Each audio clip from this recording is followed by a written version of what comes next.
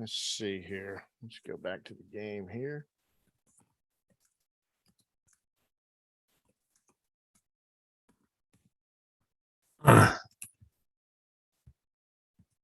Double play. All right, way to go. You got the game. You got the game on? I don't.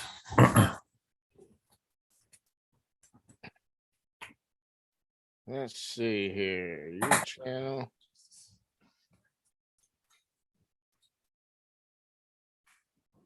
Hey, all right, way to go. You got the game. You got the game on? I don't. Okay, so we need to share it.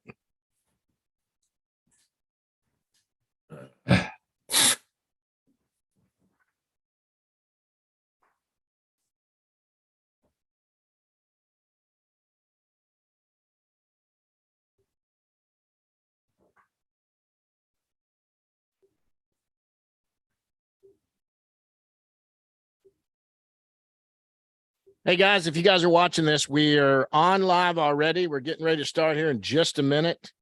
Gonna share this out, guys. I just want to make sure that we get this out there on Twitter.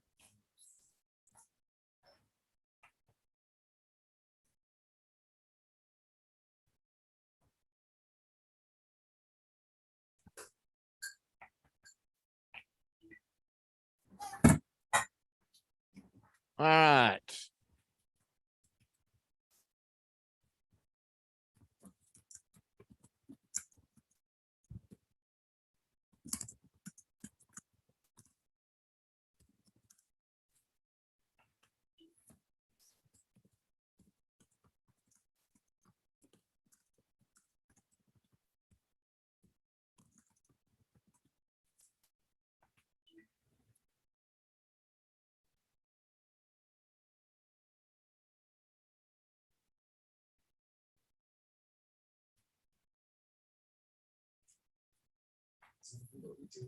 Good for them. The Mavs also addicted to the undrafted free agent market and signed forward TCU star Mike Miles Jr. to a two-way contract.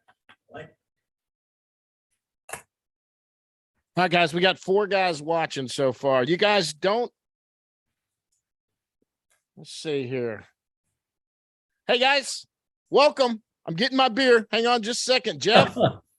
Yeah, I'm I gotta back get in mine. I gotta get mine too. I'm also trying to finish Friday on the Farm here. So anyway, yeah. I've got Dallas Blonde. That's the beer of choice today. So you guys listen, feel free to, looks like we got 4 or 5 people already on here.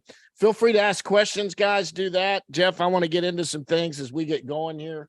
Guys, welcome to Beers and Baseball is what we're calling this thing. I've been out of town all week, so we got the game going in the background here.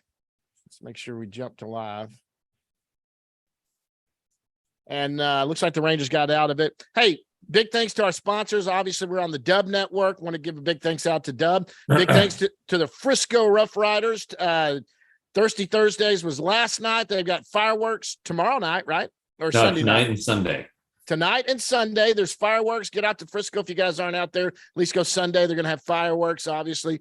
That'll be fun. And a big thanks to the Round Rock Express, who also are big sponsors of ours, and we really appreciate them.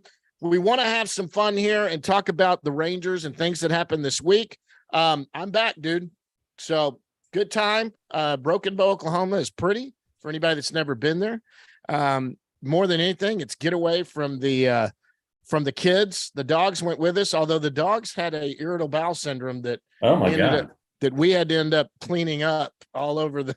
Get up at 6 a.m. to go to the bathroom and realize, Houston, we have a problem, and we had to clean it all up. So things happen this week. Now I didn't see it live. So I didn't see it live. I saw the replay afterward. Has there been any explanation whatsoever as to what this is or what's going on? This is the Jonah Heim thing, by the way. I know Jonah spoken to it the next night with the home run. It was obvious, but what is Major League Baseball said? I don't really think they've said anything. they've indicated that Jonah's positioning was wrong Which is when the play bullshit. started. His foot was on the plate, and I just don't get it. Nobody when he was allegedly in an illegal position, there wasn't a play being made. I thought that the whole purpose of this rule was that a play had to be in the process of being made, and by the time the play was being made, he hadn't done anything wrong. He'd given Elvis Andrus a running lane. He was basically behind the plate, and I thought that had cost him the out call, because when they went to replay, and I think everybody thought, oh well, is it safer out? And I thought Jonah being behind the plate might have allowed Elvis to get in there, but then they call this nonsense, catcher violation, and it's a problem. And it's not. I guess it's good news. I don't know. The good news is that it happened the next night with the Padres against the Giants. That was closer to being illegal. Well, whatever it is, I think the general thought is that neither was in the spirit of the rule, the Buster Posey rule. No one was going to get hurt.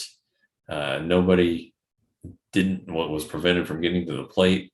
It just seems like we've taken a step backwards on this rule, and that Major League Baseball needs to straighten this out, because do you want this to happen in a game that clinches a playoff spot, or a game that clinches a team advancing, or their season ending, a game 7, let's say. So I just can't see this I can't see this going unaddressed.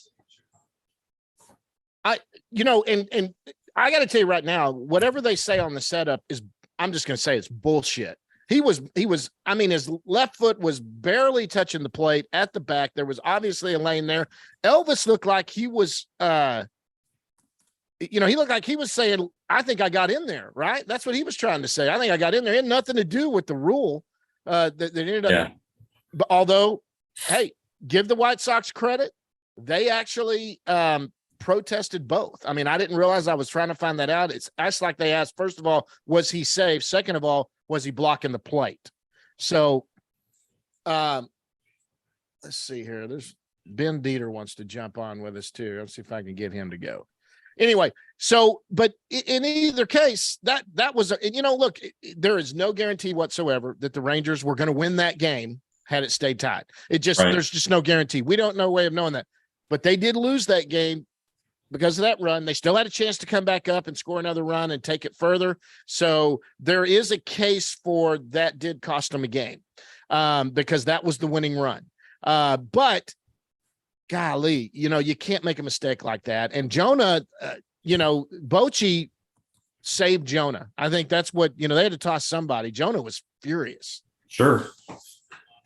No, I mean, Bochy, I think anytime you take off your hat and swing it, that's going to get you ejected. And right. But you can't argue a call up from review. Yes, and that's been the case ever since instant replay was put in place. I remember Ron Washington get ejected once at Anaheim because he argued a call that had been overturned. Well, he caused some stir this week. Did you see that? He caused all kind of stir. Yeah, what a bunch of garbage. That's one of the dumbest things I've ever seen. Yeah, Larry Anderson, the Philly broadcaster, who was upset that Wash kind of stopped Marcell Ozuna and gave him like a high five, but Ozuna is not the only player of the Braves that does that, and then B, the Phillies are just not having the season everybody thought they would, and right. for them to be whining about that with Ron Washington, it's not a winning argument. No, not Larry at all. Anderson can't win that one. So, one thing that's happened this week, the Rangers end up pulling 2 out of 3 from there. They could have had a sweep. They go into New York tonight.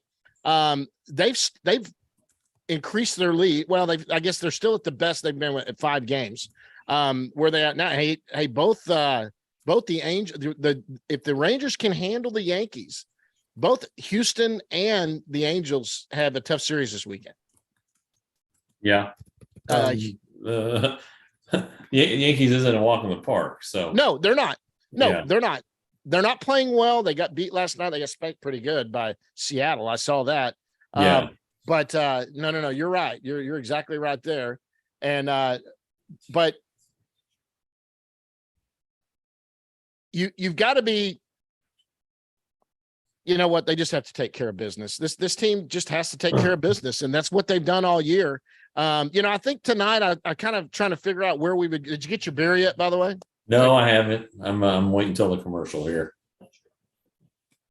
So I figured we'd do a couple things. We've talked about the team. Maybe we start talking about what this team possibly would do coming up. You've been talking to front office, obviously the promotions in the minor league, since we're not doing a full show. How did you find? No, you tweeted that out for anybody. So did you? Well, no, no credit here. Everybody got the same text message. I'm just probably the one who was awake first. So, hey, and Dustin Harris. I had written Friday about the possibilities for promotions coming, and I think I hit a couple of those. I think more are coming within the next couple of weeks. I think that Dane Acker and Josh Stephen, who was our guest last week on the podcast. You think he's coming to Double-A?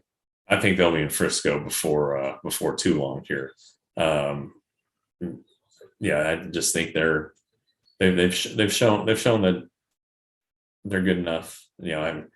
Acker's 24, I think, so he's definitely old enough, and he pitched so well before he was hurt in spring training that they had thought about starting him at Frisco. There's the opening at Frisco now because Owen White is at Round Rock and he's starting tonight. And then Steven, we kind of chronicled his numbers and what he's done this season on the episode when he was with us, and he looks like he needs a new challenge. So yeah, they've earned it. We'll see what happens. Absolutely. No, and he's, like you say, he's a college guy too. And did you see what Dustin Harris has done since he's been promoted? Yeah. That's great. I mean, I don't think he'll keep it up this pace, but he, when we were out there in May, it sounded like he was getting close. And I know his numbers at Frisco weren't terrific, but if you look at how much they'd improved since the first month or so, he was deserving of the promotion. Yeah, for sure. And I think Alex Spees is probably looking. And he was Owen's promotion. roommate. For those that didn't listen to the deal, he's Owen's roommate, isn't he? He is, and he has a 0.68 ERA, 13 straight appearances without allowing a run. He can get you more than 3 outs. It's kind of interesting. He's relying on his slider a lot more. I mean, he has this great fastball that touches 100, but he's kind of pitching backwards, and it's working for him. But before he had his hiatus last season, control was a problem, and that just hasn't been much of a problem. Though I tell you, John, the one time I've seen him this year was when we were out there for the Seager deal, and he walked 3 in the inning and didn't even get out of the inning. So it's just it's good to see, but I still think that he needs a spot to open up in that bullpen at Round Rock. That's probably the only thing that's holding him back right now.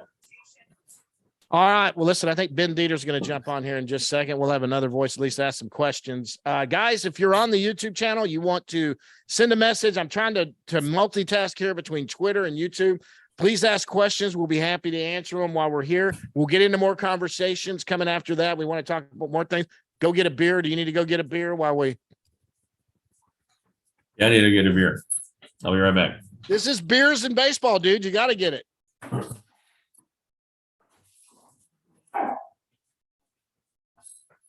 All right, guys. So let me see here. I'm trying to figure out if anybody else is doing anything yet. Let's see here what we got. Looks like there's a few that have been watching. It's Friday night too, so I know some of you that aren't on there.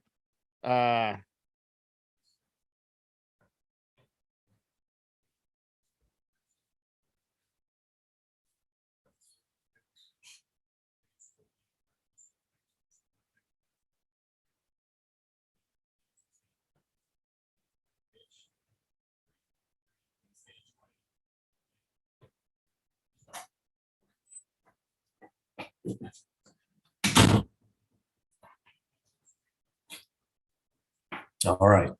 So what do you have? Modelo? Yeah, I've got a 24-ounce Modelo here. I thought about getting another one at the store today, but I don't need to drink 4 beers in an hour. So this is I'm really become a big Modelo guy here. I love Modelo. Recently. If we're going to talk baseball, we got to talk beer too. I'm doing the Dallas Blonde thing, which I brought some with us to Oklahoma. There's a couple little, Kat and I've really gotten into these little breweries. And so they have 2 little breweries there in Broken Bow. If you've never been, they're not bad. I mean, all of that, but I like my local Dallas Blonde too. So, hey, another name that's big that's come up on there has been Sebastian Walcott that got promoted too. I didn't see any DSL stuff. Were there any stats on that?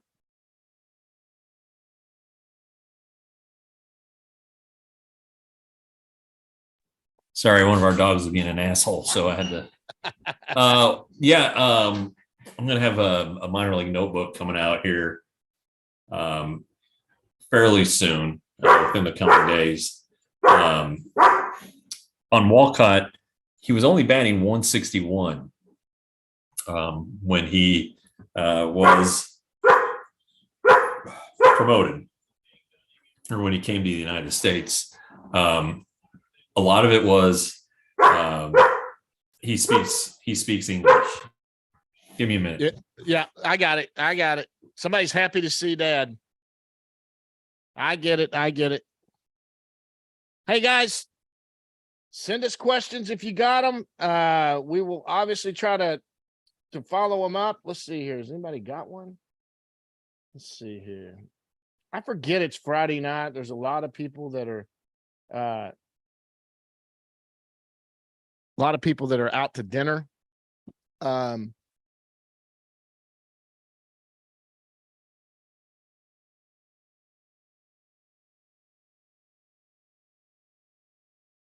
Wow, good play. Got himself a little bit of a jam here that they got the Yankees have taken the lead. So All right, we got the dog taken care of. Okay, so Walcott, he's from the Bahamas. And as you and I know, and anybody who watched the video of him this spring, he speaks English. Speaks perfect English. He's not. He's like a high school kid. He's not Latin. Right. And so I think always explained to me there was a little bit of a barrier there. And that the move to the United States to Arizona is to help him, because he's going to there's just a better line of communication. He's getting better instruction. Right. He'll understand what's being said. So it's really interesting that decision was made. So he didn't really earn it, but this is the best thing for the player. Right. Yeah. Chips too. And then taught you chips and beer. Ben, you there?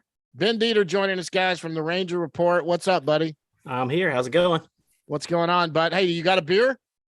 I've got one over there. I'm gonna have to go grab it in a second. Ben, thanks for jumping on. There are a lot of people. I keep forgetting it's Friday night, so there's a lot of people probably out to their own dinners or out somewhere. So it looks like we got a couple people that have watched. Nobody's asking questions. Ben, what did you think of the Jonah Heim situation this week? That was, I over exaggerated my tweet by saying it was the worst call in Major League history, but it was a pretty bad call. I'm always going to go the worst call in Major League history was the call that took away the perfect game on the last play. Who was that? The White Sox had the perfect game going and he called the guy out or safe. Yeah. That was who was that? Joyce? Was it Jim Joyce? Yeah. Jim Joyce that did so bad on that. Jeff, do you remember that one? It was Armando Galarraga. That's right. Yeah. Yeah. But it was Jim Joyce, right?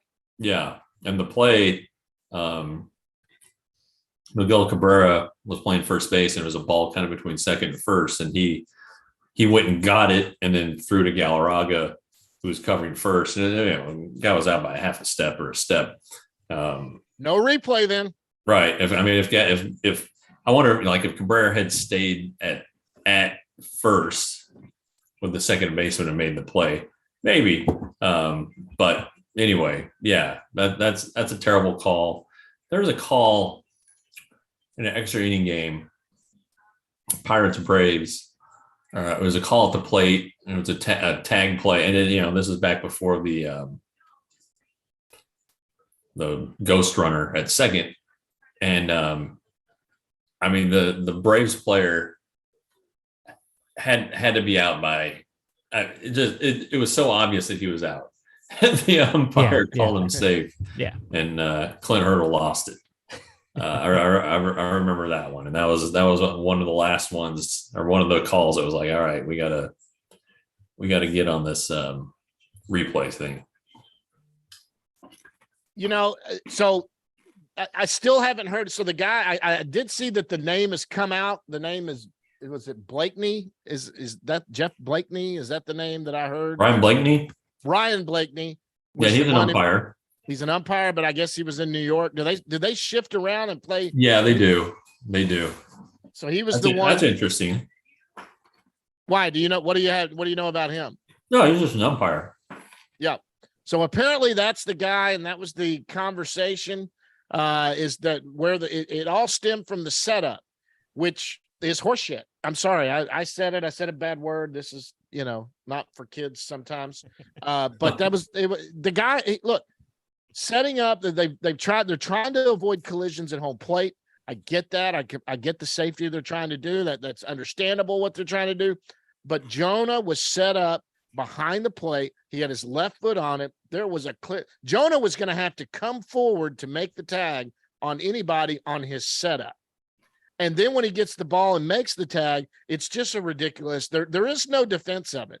And I don't care. I mean, it's like the catch rule in football that they can't seem to get squared away on anything. Yeah. It's just not working. I mean, it was just a horrible call. And it was such a crucial moment. That's the deal. I think Bochy said it best when he said, you can't make that call at that point in the game. Yeah.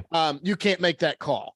And yes, I've said it over and over. I'll continue to say this. I say it to everybody when there's a blown call anywhere. It doesn't mean, the only way that you say that lost the game for them is if it was the bottom of the ninth and they turn around and reverse it and then the game's over. Then you say, yes, they gave them the game.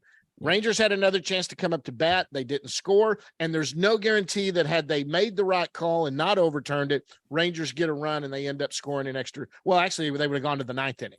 And there's no guarantee the Rangers end up pulling it off. Anyway, they may still have lost, but there wouldn't be this controversy over it. And that's the problem. Yeah. Well, if it had been, in the game, the Padres game Wednesday,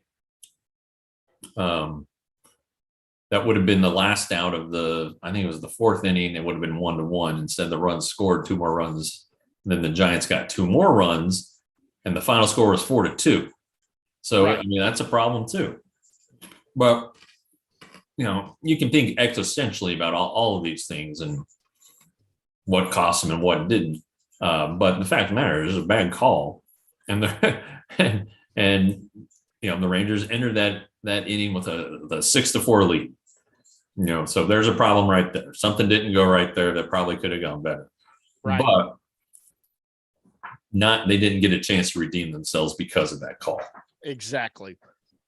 Yeah, look, the Rangers have fault here. They do have fault in the fact that they had a bullpen that didn't look. The bullpen's been good lately. They've been good, but every good team, no matter who it is, one night someone's going to get to you, and they got to Anderson that night. They tied it up, but by God, Jankowski made a great play. It was a great throw. The throw was there. He set it up. The tag was there. He was clearly out. He tagged him up on the arm, but the arm hadn't touched the plate. I mean, nothing there. That takes it to the next inning tied up. And we've got the great game that it was continues going back and forth. Could have been a sweep for the Rangers. May not have been, even if they had gotten it. But boy, you got to feel sick to your stomach over it. And they got to address it somehow. I think catchers are totally confused about it. Hey, we got one more wanting to join us. I'm going to put him in here. Chev, I see you, buddy. I'm about to send you an email. Okay, bud? Come on in here and join us. Yep. Ben, questions? Anything? I mean, Well, you got your own podcast. I get that, but I mean, anything else going on? Well, no, just I mean, you think about this weekend. I just think it's funny, going back to what people have been saying. I won't say what team, but Astros have been saying all year that, well, just wait till June, and now we have the largest lead of the year over them in the middle of June. It's just funny to me how people keep saying, well, wait till May. Well, wait till June. Well, wait till DeGrom's gone now. It's just funny to me how people are still so doubting this team. And here they are, still in first place, still playing well. I think if they take care of the Yankees this weekend, people are going to have to start paying attention to them. Well, they're already down 1-0. Well, and look who's pitching for them. I mean, yeah. It's not the top of the rotation right now. I got to say the two best pitchers in this rotation are John Gray and Eovaldi right now. Yeah. Perez has been serviceable. Hey, Dunning has been good. Mm-hmm. He's been a little inconsistent, but yeah, he has. And are they skipping his start maybe Sunday? I heard they still got it a TBD. I saw that come out today. But I don't know the situation there. Do you? Yeah, I'm not sure on that. Yeah, I was at his first start with the Rangers that did not go well at all. That first start of the year where you think he gave up 7 runs in 2 1/3 innings, maybe. I don't remember, but it was Heaney? Yeah, it was not a good start at all. It was that Wednesday game, I believe. It was the day we went to Rough Riders Media Day. And then I went over and covered that game, and he just looked awful in that game. But then he came out and had the strikeout record where he struck out 10 batters in a row. So he, like Jeff said, he's been very up and down, very inconsistent. But you know what? And on a good team, on any good team, that's that guy that you have in your rotation. That's a guy you feel like when he comes out, he might give you 6 or 7 and only give up 1 run. And he has and when you are a strikeout guy, you can get out of jams. And it's like with what's his name? I thought they're about to turn it to a double play there, but it wasn't. Anyway, so it's like with Dunning or Perez, they seem to be able to get out of jams sometimes with double play balls because they're ground ball pitchers. Yeah. Heaney's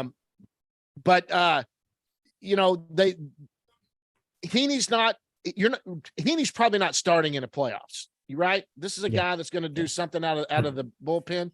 They are going to turn it to right there. I don't know about that, John. You think he would? I think as the rotation as it's currently constructed, I think they might because of the strikeout factor.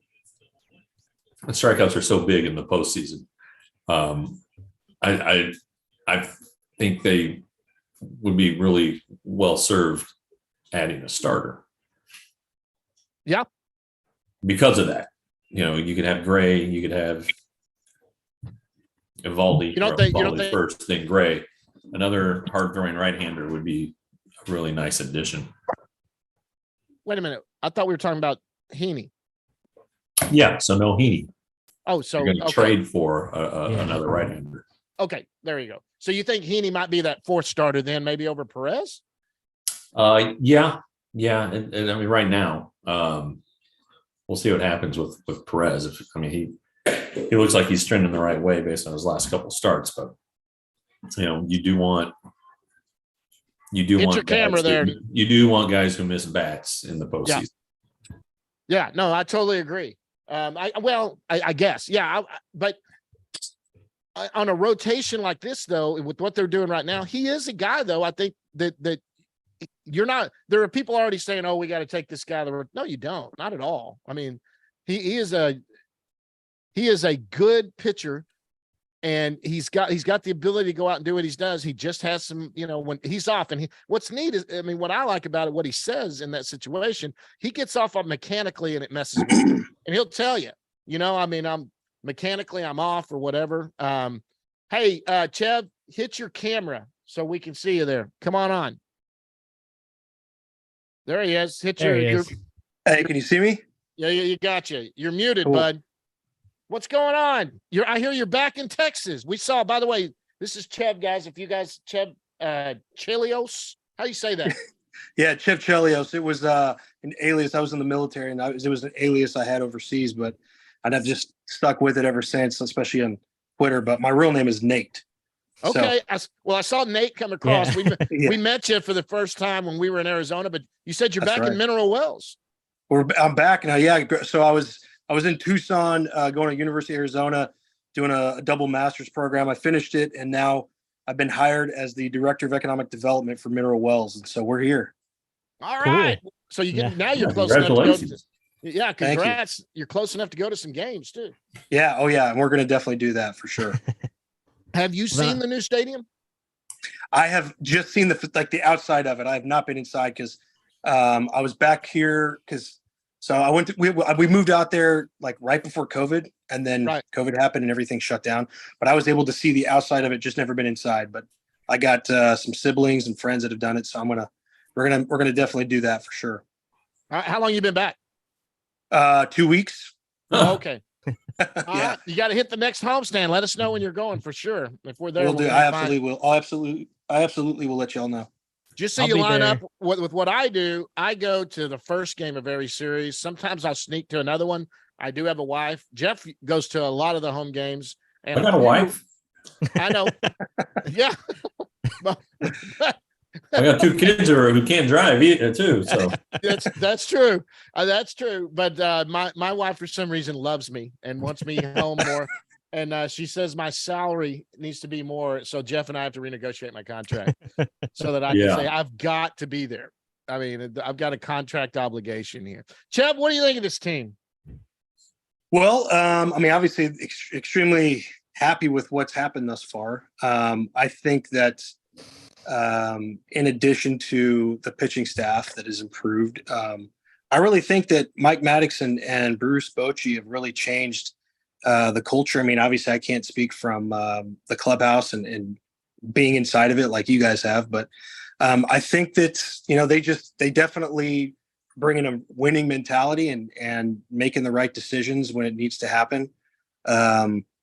I do think that some of the frustrations, obviously, early in the year with the bullpen were a little worrisome, and I know that we came into the season expecting improvement, not necessarily expecting them to threaten the division. Yeah. But I can't remember if it was y'all or somebody else. Maybe it was on the Diamond Pod. They basically, with where they're at right now, I mean, you got to just keep on going. You can't let go. I mean, I think if you have to add some payroll for the year or even for next year as well, I don't just do it. Like, this is an opportunity that they need to seize because the Astros, yes, they're still a threat, but they're having health issues of their own, and I just think that if we're able to take advantage of this season, it would just build for the future. So Okay, we got a question. Woo! This is from Caleb Lyons. We've talked about this before. I think I know where this answer will go, Jeff. Does Owen White come out of the bullpen later in the season? That's a very good possibility. Yes, but he could start some games too. I think it depends on what they do at the deadline. Sure. I think I think they got to add 2 at the deadline. You think one of them's got to be a starter? No, just 2 relievers. Okay. I mean, You don't think they need to get rotation? Oh, I think they need a starter and they need 2 relievers. You know, I still can't believe that Josh Spores is going to sustain what he's doing. I just don't see it happen. It could happen. It could definitely happen. Maybe he's found something. But I still get nervous when Josh Spores comes in the game. And then, you know, I really like Will Smith. I don't like left-handed closers, but I do like what he's done. You know, that could play earlier in the game if you go out and get a closer. So but anyway, I think they need 2 relievers. You know, Jonathan Hernandez, if he comes back, you're not going to have a ton of faith in him, right? So, Sure. But you know, if the Rangers are unable to get anybody, then I think Owen White becomes a candidate. His stuff would play up in a shorter spell. He could give him multiple innings, obviously. But if they get a starter, Dane Dunning will likely be back in the bullpen. So there are just a lot of things in play here, but there's nothing wrong with breaking a guy in the minor leagues. It's been done in baseball for years and years and years. You mean breaking them in the bullpen? Yeah, breaking them in the bullpen. And so why not put Owen White on the list? I totally agree. I think so too. I love the promotion. This means McCaleb. Is that what it said? The promotion. There's a reason for the promotion. First of all, you earned it. Second of all, it's to face better hitters that have been in the major leagues, because you got a lot of guys that play in AAA that go back and forth that have been up and down. So these are major league hitters, some of them that are down there, and you're better young prospects. So it's a step up for him. And the travel's a little more like MLB. There are 6 days you're on the road, but they fly where they go. It's going to be flying everywhere. It's not going to be a bus everywhere. They're going to see how he responds. And depending, like you said, Jeff, it's obviously what happens in the bullpen. I mean, at the trade deadline, and we want to get to that here in just a second, but obviously that right there would decide it. But I could see him coming out of the pen. I could see him spot starting down the line. I think it's September with what do they get, 3 or 4 now they can bring up at September? It's not 3. Is it 3? Yeah. He is a candidate for that. I think if he's not already up here, he's obviously a candidate to come up here and in September, maybe just to give some of the guys a rest, piggyback with some of these guys and do that. Boy, Rangers just tied it up. All right. I'm sorry, guys. Got the game going right over here. Yeah, me Well, too, right over there. Isaiah Kiner-Falefa is not a Gold Glove center fielder. No, and you know, when the Yankees were here, I went up and saw Isaiah, and he came up and gave me a hug and said hi. I mean, you know, I like this guy. Yeah, it's not. I like him. He's just not a center fielder. No, he's not. He is a infielder. He's a Gold Glove third baseman. This is a guy that is a super utility guy on a major league team, and you know, it just tells you where the Yankees are and the fact that he's having to start and do that when he's a guy that probably needs to play 2 or 3 days a week for a good team. And the problem on that play wasn't that he didn't catch it; it was that he let it get past him. Yep, that's it. Yeah, if you know you're not going to catch it, then you got to pull up and make sure it doesn't get by you, and that's what allowed the run to score there. So, yep. But hey, good teams take advantage of it. Absolutely. One thing about White, and this is, I'm really kind of more and more intrigued by this, is the automatic balls or automated balls and strikes. Yes. The effect that it has on pitchers, and it came up interestingly enough Wednesday night because the plate umpire was a AAA umpire, and so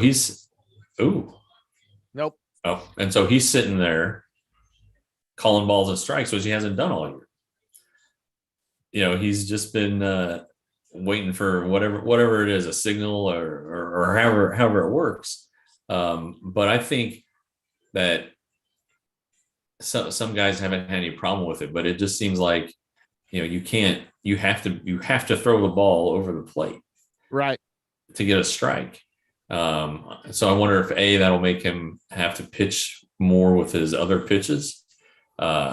but I just kind of wonder what if the Rangers have done like a study on the Yeah. difference and if their pitchers are pitching differently in AAA. Because as much as it's about development, they want to win, they want to do well. So I don't know. Hey, we got to give a big shout out. Matthew Breeden said, hey guys, no question right now. Just want to say this season is great. And it's made even better by Rangers Today coverage. Thanks, Matthew. Well, We like this guy. appreciate it. Yeah, we love Matthew, dude. We appreciate it. We appreciate you there. And hey, anytime, Matthew, jump on here, ask a question if something pops in your head. I got to make sure, since I'm saying it now, do you have a beer? You need to have a beer in your hand. Or if you don't drink, good glass of iced tea needs to be sitting in your hand, or a Diet Coke or whatever it is, and do that. Nate, Chev, I'm going to call him Nate now. Nate, Ben, compounding what we said on there, Owen White, what do you think? Hey, first, Uh-oh, Ben, you froze. Go ahead, Nate. Okay. Anyways, so I There he mean, is. yeah, I don't mind seeing Owen White come out of the bullpen. I definitely think that he looked good until that error that really caused everything to kind of crumble, which was disappointing. But it's always good for those guys to cut their teeth, especially against a good team, especially when you have some adversity.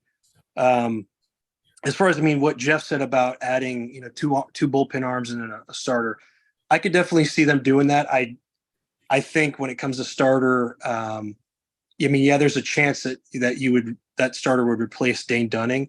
I think it really depends on the starter they get, though. If it's like somebody like, as weird as it sounds, Lance Lynn or even Giolito, then maybe you could see that happening. As far as bullpen arms, I know Jeff said he didn't like lefties that much in closer role, but if you're Aroldis Chapman, I definitely want you as the closer. I know that the only other lefty I can think of that was so dominant as a closer was Billy Wagner. So Yeah. I think Aroldis is more of the not the rule, but the exception. So Yeah. I guess I was really interested in Doval, or however you pronounce his name, in San Francisco, but they've been playing really well. They won 10 in a row. Yeah. They just had it So- snapped. I think the Padres just Well, same snapped thing with it. the Reds. The Reds have won Yeah. 11 in Yeah. a row. Yeah.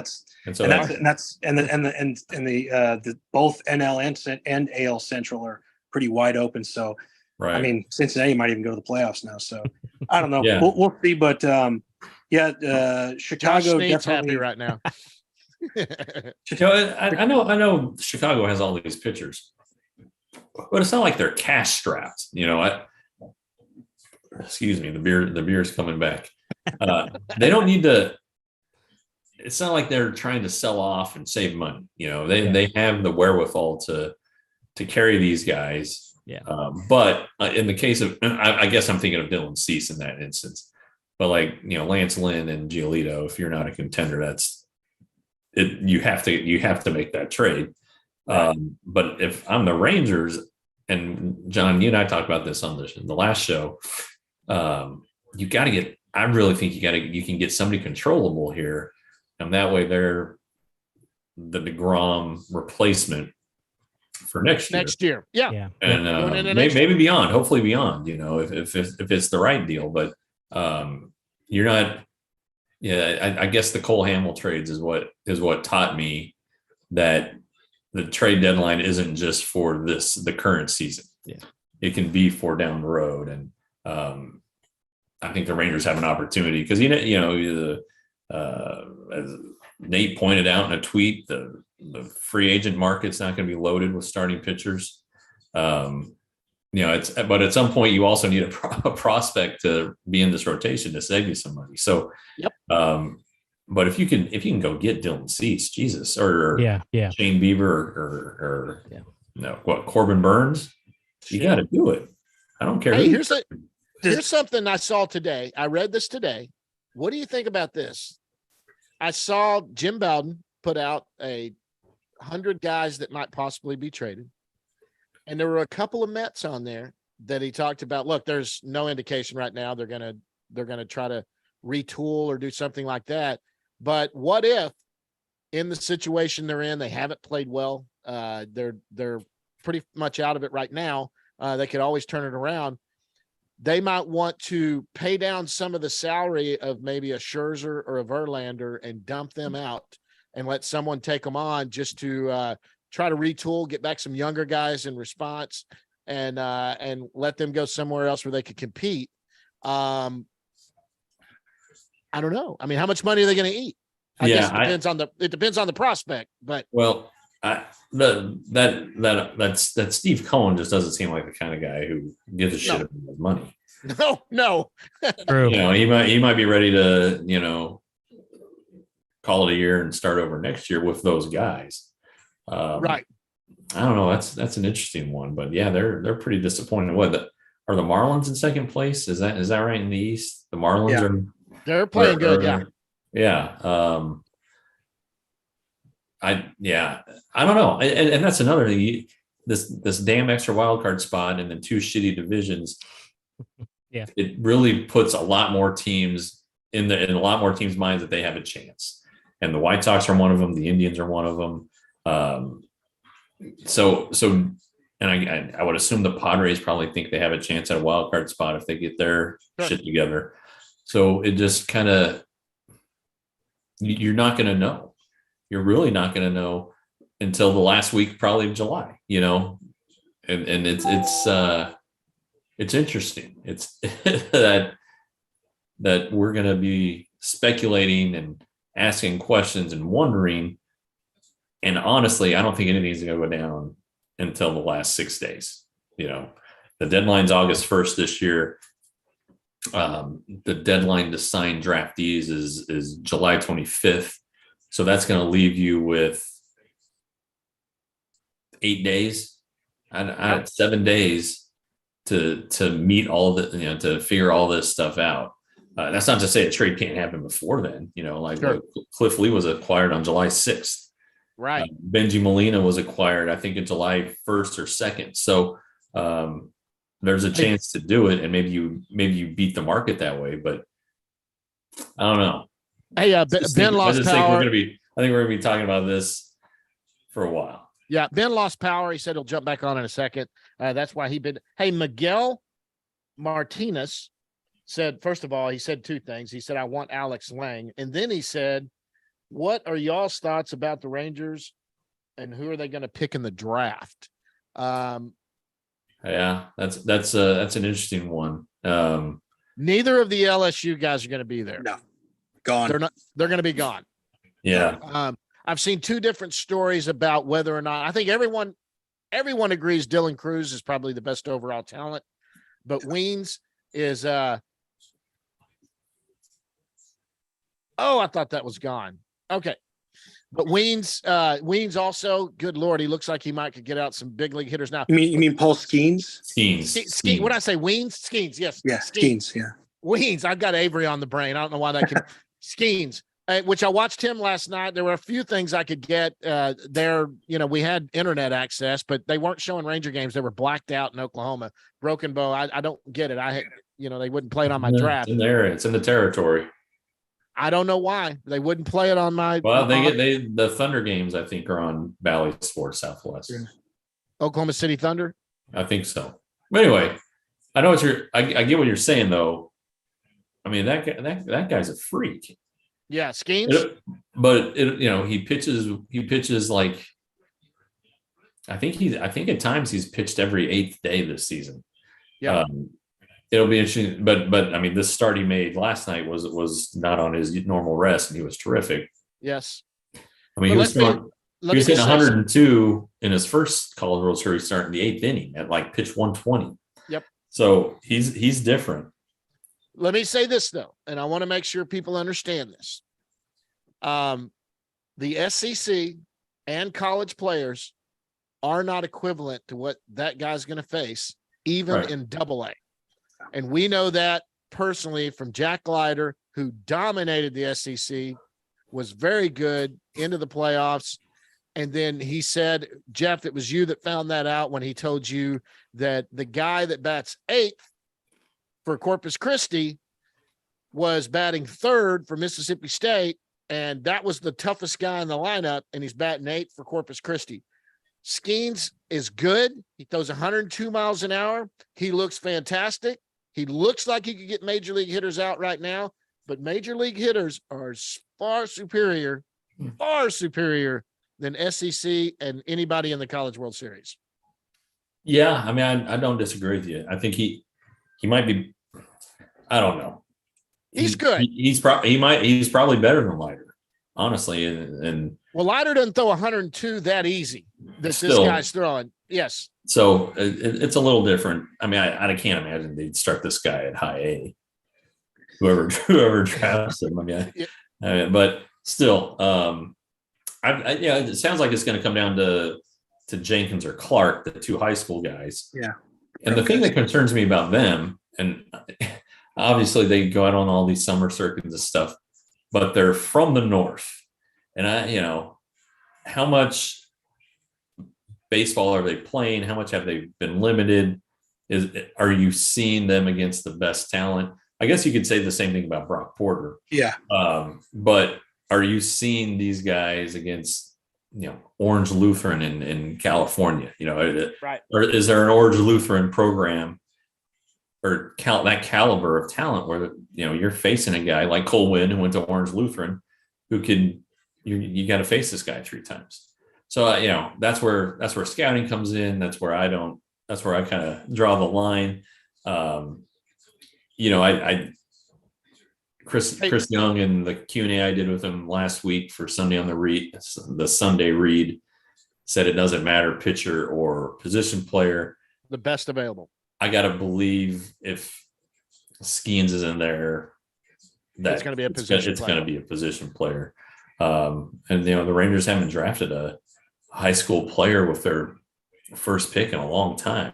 Well, the Florida outfielder is going to be there, and I've heard this is one of the deepest drafts there is. That the top 10 of the talent, and I'm the nerd that goes in and looks into the scouting and all of that and tries to read up on that. They've said this is one of the deepest, and the top 10 are some really high caliber talent. Well, the TCU kid Braden Taylor, he's worked his way into the top 10. Yep. At least in one of the mocks I saw. The really good Tennessee pitcher Chase, what is it? Dollinger. Yeah, Dollinger. Dollinger. He's slid because he had a bad spring, but he was the hot shit guy coming into the year. So it's holy crap. I'm working on this lighting here. Screw this. He just had a bad year. How much Yeah. stock do you put into this thing? So I'm going to leave that one to the experts, but I think that honestly, the year Jack Leiter was taken, there were guys with the Rangers who wanted a position player, who wanted Lawler or Marcelo Meyer, and they're safer picks. Yep. Generally speaking, I mean, a pitcher hasn't gone 1-1 since Strasburg, I think. So it's They say like Skeens is better than Strasburg. I mean, how much shit are the Rangers getting for drafting Rocker? I mean, I know he's a special situation. Jeff, that's kind of the risk. I mean, you draft Leiter 2nd overall, and he's 35 starts into his career and figuring it out finally. okay. Sorry, guys. I hit something, and y'all. It was not y'all's fault. It was me. Were you talking about Strasburg? I was talking about a lot of things. Okay. All right. We'll pick it up later. I'm not worried about it. My deal was, like they said they said that Skeens was better, and you were talking about Strasburg. But we're not going to rehash that. Let's move forward. What is it? Is it a Florida outfielder for the University of Florida? That's another one that's been in the top 5 over and Yeah. over again. Yeah. So I do wonder, the Rangers have the fourth pick, but they don't have their 2nd and 3rd rounders. Do they fart around and take somebody who signs from below slot? Look, there's no guarantee it happens like it did last year, but let's be honest. They said why they did it last year. They said the guys that were there at, where were they at? 3, 5, Overall. 3rd overall, when they took Rocker, they said they had two guys in mind. Both of those guys got taken. And since they were both taken, Rocker was high on their board the year before, and they gambled. And they said, let's just go ahead and get Rocker because we're just not in love with everyone else. With anyone else, get Rocker and it works. They, I think that if somebody's there that they're not in love with, that might be a way to play it. But like you said, there's no guarantee anybody falls to fourth the way Porter did. I mean, there could be somebody that scared away some people that they're a hard commit. Porter was a hard commit, that they thought, and then, the money seemed right and he got out of it. But I mean, I think you go get the talent this year. As good as this team's playing, you're not going to have a pick that high again in a while. Well, and then, if at the trade deadline, you're going to be shedding premium talent, you need a premium guy. Yep. Someone that's going to jump right into the top 100 after he's drafted. Yeah. Yeah. So, I mean, that's a possibility, I suppose. It's just these high school kids, it takes a while. I know Jackson Holiday's tearing it up and all that stuff, but it's still going to take a while. Hey, I'll tell you this right now. Kip Fagg will come on and talk to us after the draft, and we'll know where they were at. He loved it last year. He wants to come on again. And that was one of my favorites. I can sit and listen to that guy talk all day long about scouting. He's good. Yeah, he is good. All right, let's go. What do we jump to next? Did he get him?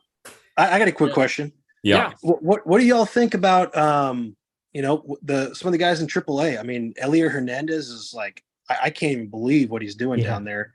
Especially I liked some of his play last year, on the Rangers, but he kind of seemed a little bit like he sometimes at bat, he looked a little bit like Leclerc on the mound, like real scared to screw up and kind of like unsure about everything.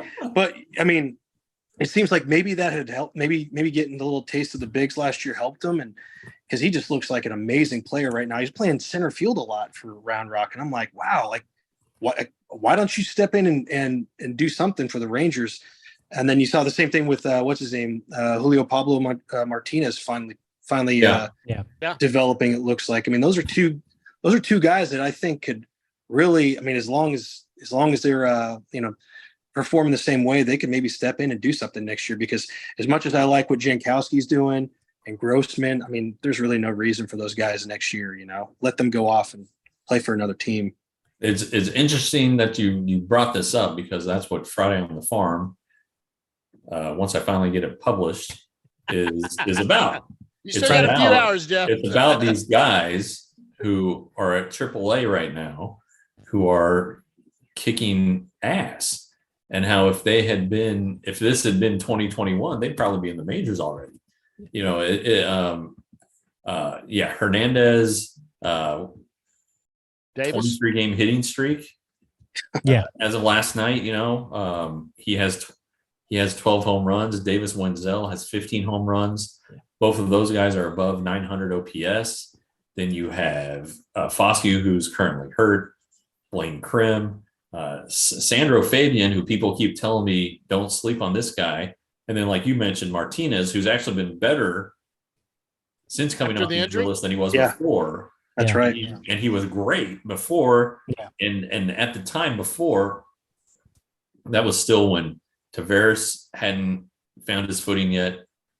Ezekiel Duran wasn't even the first choice to replace Seager at shortstop. He hadn't felt yet. So then Martinez gets hurt. They had talked about bringing him up. He gets hurt. These guys go on a tear. And now what do you do with him? I mean, a 1,000 OPS guy, you got to think can help a major league team. And I know it's the Pacific Coast League. We all know how the ball flies there, depending on where you are and how hot it is. But you can't look at his numbers, and you can't look at the way he's playing and not help the major league team. It's similar things that Tampa goes through like every year. Like they have a ton of guys in AAA. They're just killing it. I think like one of the guys I've always been interested in the Rangers getting, but not anymore, because, Josh Young is really finally healthy and just, kind of paved the way for himself, is Jonathan Aranda. I mean, that guy's like batting over 500 at AAA right now, and they just don't have a spot for him because he's he's kind of like a mediocre defender. You know, he's okay in the corners. He's only like 6'1", so he's not a big guy, and you really can't put him at first. But I mean, he's another guy that it's just like they don't have a spot for him because guys are performing. I mean, Josh Lowe's finally performing for Tampa. I kind of wish Right. the Rangers were going to be able to try to get him, get the brothers Lowe together. But, you know, it's all right.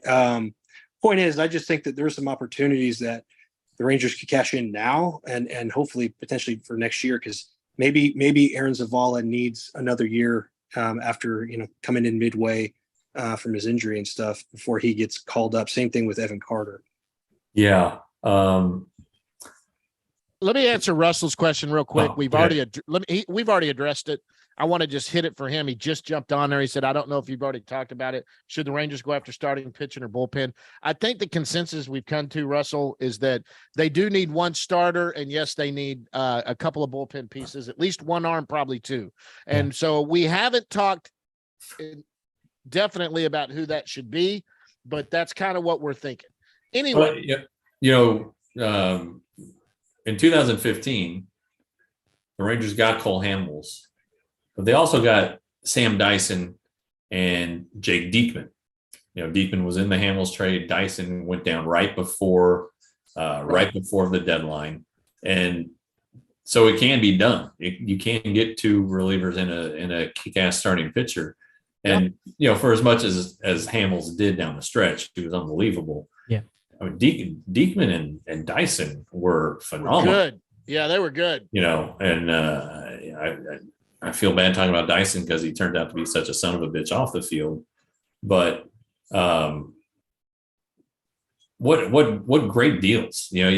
And I know it cost the Rangers a lot of prospects, and has kind of, you know, going forward in 15, going forward in 16, it kind of led to what happened in 20, 21, and 22. But man, those are some good trades, and I just remember them pitching in that series against Toronto, and that first game went 14 innings. They go in there and Diekman's blowing 100, and Dyson had pitched well, and it was just, the team doesn't get to the postseason without those two too.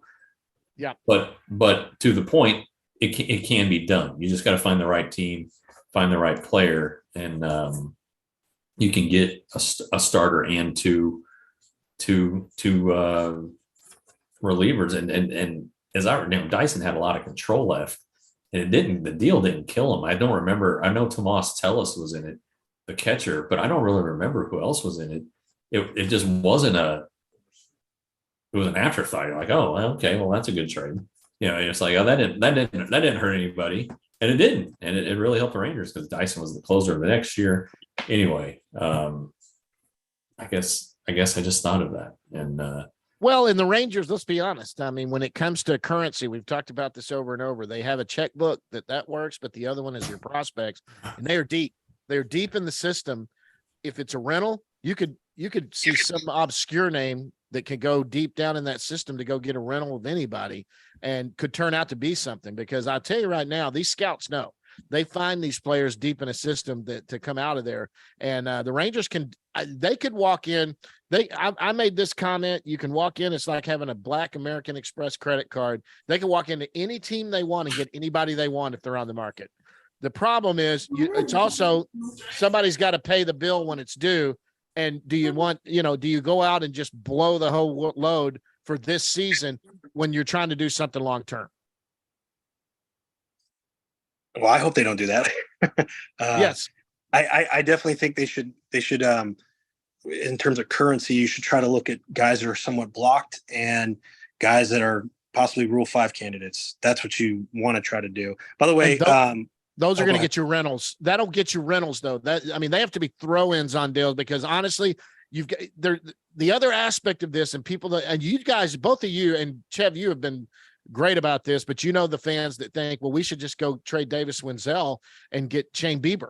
That's not how it works. The other team needs a need. And when they need a need and you've got a great player, you can't just, the Rule 5 guy, the guy that you need to take in there, he's probably a throw-in. He's not the Absolutely. headline. Yeah. He's not the headline of the deal. The Correct. headline of the deal is one of those kids you're going, well, why are we getting rid of him? And I'm talking Evan Carter. I'm talking Owen White. I'm talking Leiter, Rocker. You're talking those kind of players. Those guys will have to headline a deal for that big name controllable guy. And the Rangers aren't going to throw one of those guys in for somebody that's going to be a free agent at the end of the year, even Ohtani. I mean, that's not going to happen unless there's something else in the deal along with Ohtani. And I don't think Ohtani's going to get traded. No, I don't think he's going to get traded, and I hope the Rangers wouldn't trade for him. As much as I would love the Rangers to get Ohtani, It would be fun for Jeff and I. It Although would definitely the press I- box would be shit. Yeah, it would be terrible. I think it would cost Evan Carter, and that's like the one guy I don't want the Rangers. I mean, I don't want the Rangers to trade a lot of guys, but Yeah. the one guy I don't want them to trade at all is Evan Carter. I mean, I kind of hope to see him next year at some point. So I hope that doesn't happen. Yeah, if Ohtani came over, I would never be able to get another press pass again, because I'm too down low on the totem pole, and the press The box would always Japanese- be full. Japanese media take up a lot. Good Lord, they do. Yeah. What I was saying before on Twitter is people don't realize how much money Ohtani brings to the Angels. Yeah, So yeah. that's why I think, $50 million, that's obviously a very tall order, but I mean, I think you're definitely going to recruit. You're going to recoup all that. Yeah. You Oh, pay yeah. for it. Look, you're going to pay that kind of money. But Jeff talked to somebody, and you can say if you want to, but he talked to somebody that brought up something brilliant about Ohtani. Ohtani can't stay a two-way player forever. He's Yep, 28, 29 years old. 29. Eventually they're going to go, either you're going to be an outfielder and a hitter, or you're going to be a starting pitcher. You can't do both. Yeah. You can I be think his body's going to tell him that. Yeah, Yeah, you yeah. can be a starting pitcher who DHs once a week, or we will pinch hit you off, or do something like that with you. But when you're not swinging a bat all the time, that's when you strain an oblique. Is when you start swinging that bat, and that's why when they had Spores come up to bat this year, and they told him, "You do not take that bat off your damn shoulders. Yeah. Do not swing the bat." And he stood up there and took three, and everybody threw a fit. And they were like, we just had to send somebody up there. You are not to even swing the bat at all, because if you have not been swinging a bat, I defy any of you to go to a batting cage and hit 100 swings and see how you feel in the morning if you haven't swung a bat in a while. I'll I'd be in the pass. hospital. I would for sure, but you younger in shape guys. That Yeah, doesn't, that's not me either. I would hope that when they decide to make Ohtani a non-pitcher or non-DH, whichever one he decides, if he's going to stay a hitter, I would say rather than the outfield, how about being first baseman? He's 6'5". I mean, Sure. plus you don't want him to get hurt, So I mean, he's just too critical for your lineup. Yeah. So I'd be like, he should be a first baseman. Yeah, it's. I mean, obviously he's a unique guy. There's nobody else like him. I just think that and he's going to be 30 next year. What if you give him a 10-year contract? What do years 8, 9, and 10 look like? So do you go shorter term and load up on the front end? I mean, I mean, it's hard to say he's not. I don't know if he's the best. I mean, Luis Ariz is probably the best pure hitter in baseball. Yeah. But damn it, that Ohtani. The idea of loading up, front loading the contract, that sounds like a good idea, especially since he's at that point, you're going to be doing both, in the rotation and the lineup. So that's He'll pay Yeah. for himself. Look, he'll pay. for that's himself. that's a good idea, I think. I mean, the back end of the deal, if it's 10 years, I mean, maybe it's going to be close to what Pujols' last years in Anaheim were like. But then again, I'm as much as I respect and like Albert Pujols, I always kind of question his age. Like, did you lie about your age? Because man, he sure looked like closer to a 50-year-old guy at the end of that career. He did not look 41, 42. He looked older. So I mean, but Yeah. that's just me. Hey, Well, look, Ohtani, and they're different physically. I mean, Ohtani's just this great athlete. The most underrated thing about him is how fast he runs. Yeah. And you would think that he's gonna hold up pretty well, but you know, his schedule's insane.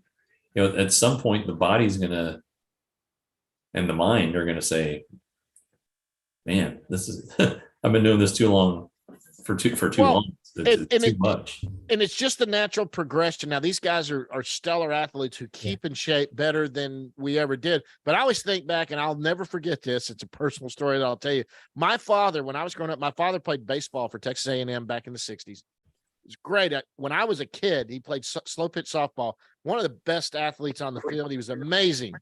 And then he quit playing softball. And he was like in his early 40s. He had me young. And when I got old enough to play softball, played on a team and we needed a player. And I said, Dad, why don't you come out and play with us?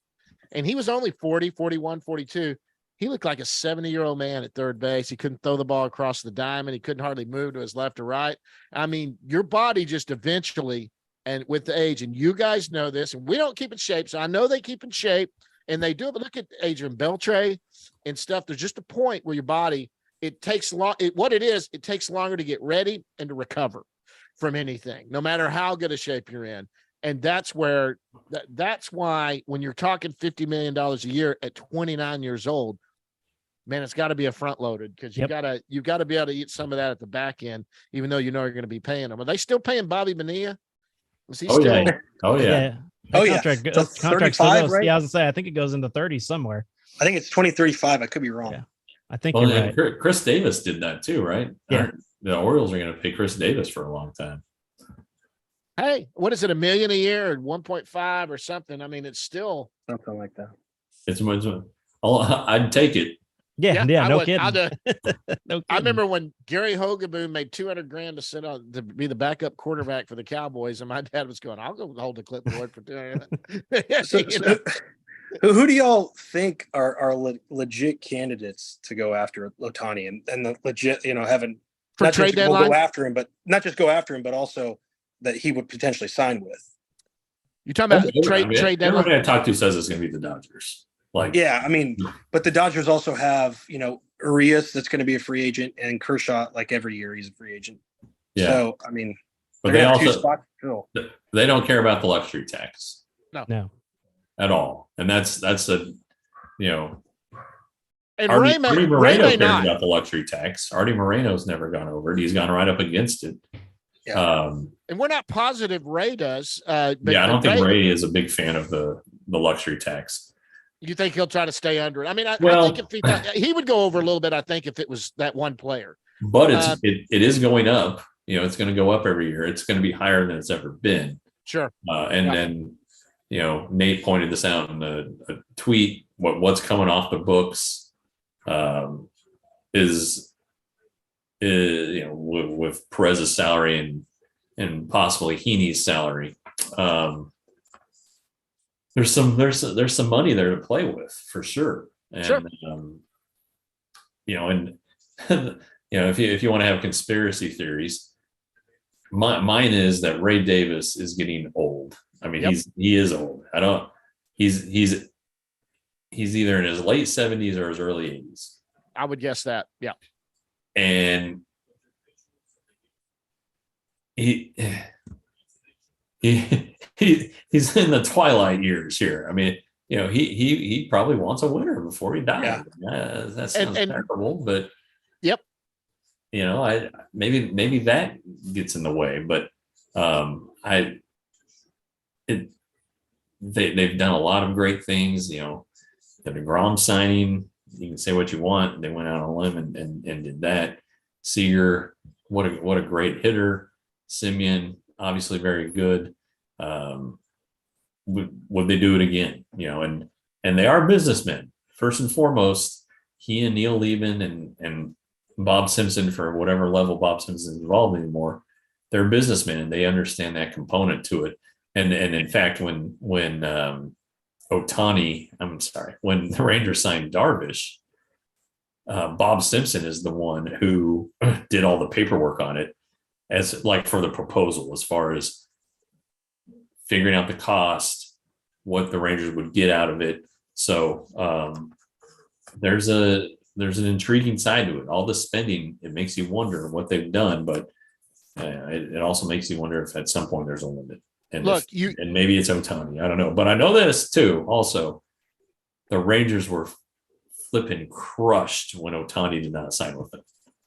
Yeah, you They said thought that that. their presentation was terrific. They had the most money to give him. I mean, they were devastated. I mean, I remember you were telling me about that, and they were. Look, I do think, and there is a business aspect to this, and people freak out over that, and they think, oh, they're being cheap or whatever. Let me tell you what you want. You want a guy that'll spend money, but you want a guy that'll spend money and try to stay within a budget also, so that your team doesn't get saddled the way Tom Hicks did, who when he went on his spending spree, just started borrowing from hedge funds and everything else, and get yourself in that problem. Yeah, I know Bob wants to win. He's older. One of the nice guys. He'll say hi to you. I love this. I love that a lot of the Ranger fans don't know who Bob, or that they don't know who, not Bob, Ray. Ray Davis. They don't know. Ray's the one around there. I don't ever see Bob. I see Ray around there all the time. And you see Neil around there all the time. But I'm telling you right now, you want a guy that nobody knows who they are. Mark Cuban is a great owner for the Mavericks. Jerry Jones, a great owner for the Cowboys, but good Lord, they're in front of the microphone every time they got it. Ray Davis doesn't do that till he fires someone, till he fires the general manager, which was great. I mean, in that case, the way he did, he came out and took it. But that guy wants to win, but he's also a business guy too, and he's not going to let the teenager walk out with the credit card and not understand that there are some bills need to be paid. I think he'll go over the luxury tax if he needs to, and if it's wise spending, but he is not going to be like Cohen and go 150 to 200 million over the luxury tax. He's not going to do that. He doesn't have $17 billion like Cohen does too. So That's true. the other thing too, I get the comparison with Hicks, but Hicks also he had the Stars and then bought a soccer team. I mean, Yeah. I don't understand that. And then he had to sell all of it. So, I don't know. I think regardless of where Otani goes, he's going to get paid. I think and this is not a knock against other players, including a player on his current team. I think he values winning over making money, because I think he knows he's going to make money. Yeah. And I think that if teams are not winning, I don't think he really has interest in them. I mean, I think that was why he went to the Angels. I think he thought the Angels were better than the Rangers at the time. Well, he thought playing a combination of him and playing with Mike Trout was just going to change everything, and it didn't. I mean, and this is, I mean, I might be blasphemous in saying this. I really like Trout. I think he's amazing. Nice guy too. I'm sure he is. I don't know him, and I've never met him, but he does not seem like he has the killer instinct to win over everything else. I just like I said, I could be wrong on this, but you look at a player like Jeter. I mean, that guy did everything. All he wanted to do was win, and it seems like losing was worse than not winning. So I mean than winning. So it seems like Otani wants to win over everything else, and so. I mean, could you say yes? The Mets, with the amount of money they have, could that be a play? Sure, but look how bad they are right now. And could you say maybe the Yankees? Yeah, sure, but I mean, I don't know. I just feel like the real teams are going to be teams that are actual players that are actually going to be competing. And even though Anaheim's making this last push and potentially going to go to the playoffs, I still don't see them as somebody that he's going to go back to. I just don't see it. I don't think so either.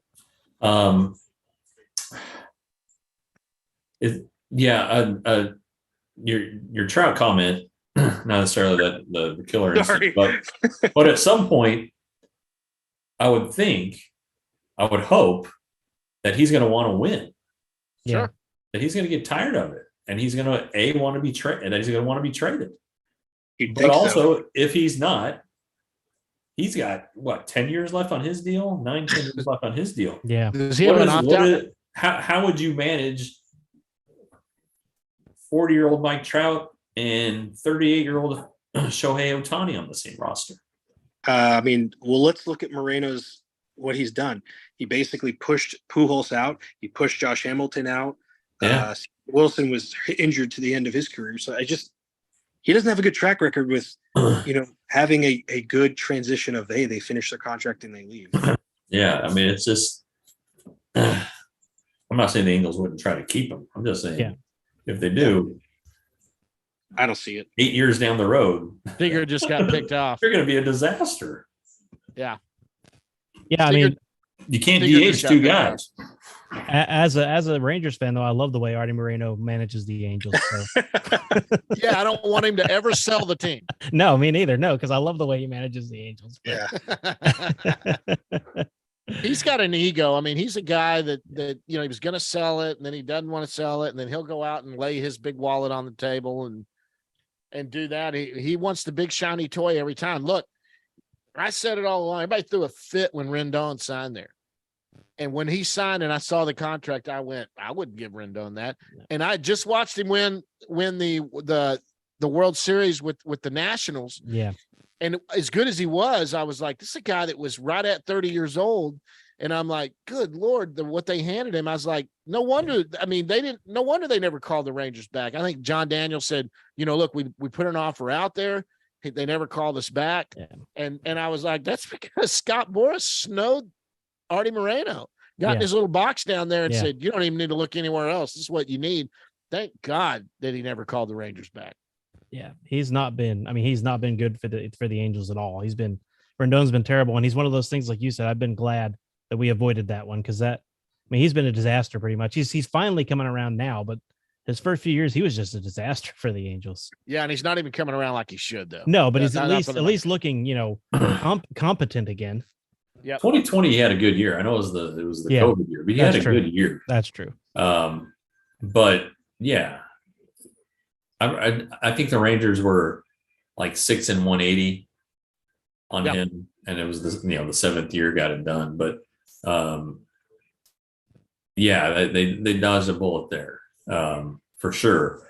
Hey, And then, guys. and then yeah, the bad money, that the Josh Hamilton deal, which I'll never forget because we were at the Christmas holiday luncheon when it broke, and I've never seen John Daniels that mad in my life, and but at the time that's probably not a bad deal. I mean, but they just blew the whole handling of him.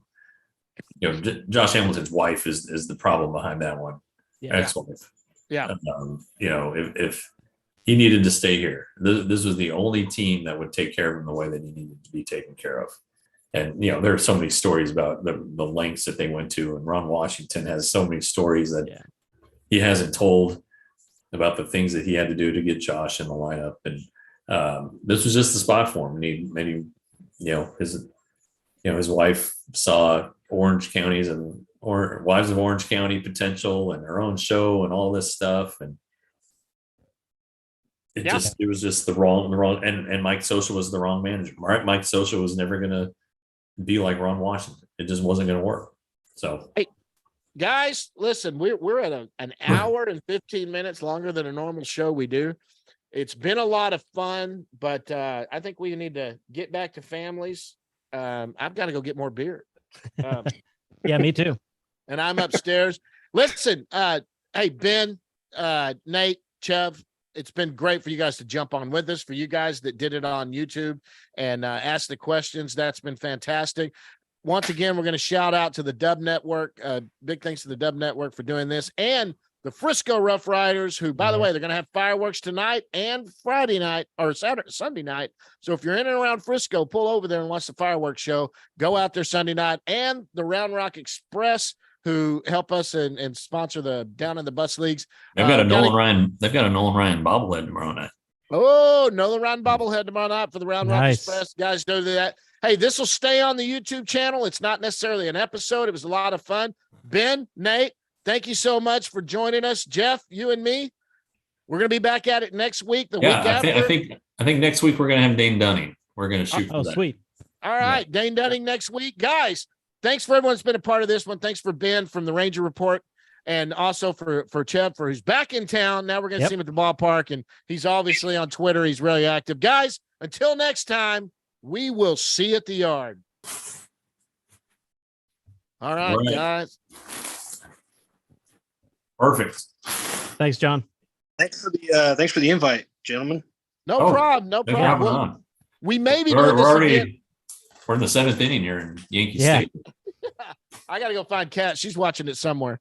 And by the way, I'll be at the ballpark. I'm covering Wednesday and Thursday of this week. So Oh, good. the Detroit series. So I'll be there Wednesday and Thursday. You know, if so. I can sneak away, Ben, I may come see a Kat. I may not get there early, but Kat Yeah. Kat is, if something's going on and work's going on, we're going out of town week after. We got to go to Illinois to see her folks Okay. for 4th of July. So, there may be a point where I can go, hey, I'm going to go to the ball game. And even if I go late, I may see you out there. Yeah, and Thursday's a day game, so I won't be out there for Oh. yeah. that. Yeah. So All right, That- guys. all right. All right, fellas. Thanks. We'll See see you you. later. Thanks, guys. Bye. See y'all.